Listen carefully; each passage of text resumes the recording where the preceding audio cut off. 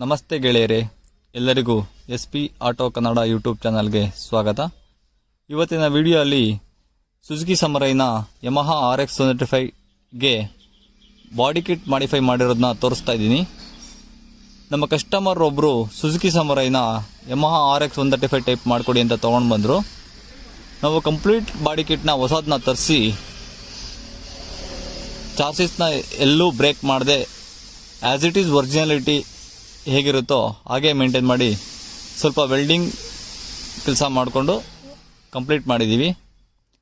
ಲಾಸ್ಟಲ್ಲಿ ಕಸ್ಟಮರ್ ಹಳೆ ಗಾಡಿ ಮತ್ತು ಮಾಡಿಫೈ ಮೇಕಿಂಗ್ ಫೋಟೋಸ್ನ ಹಾಕಿರ್ತೀನಿ, ದಯವಿಟ್ಟು ನೋಡಿ.